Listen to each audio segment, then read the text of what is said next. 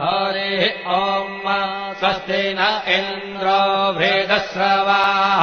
स्वस्ति नः पूषा विश्ववेदाः स्वस्ति नस्तार्क्ष्यो अरिष्टनेमिः स्वस्ति नो बृहस्पतिर्दधातु ॐ पयः पृथिव्याम् पय ओषधेऽपयो दिव्यन्तरिक्षे पयोधाः पयस्वतेः प्रदिशः सन्तु मह्यम् ॐ विष्णोररागमसि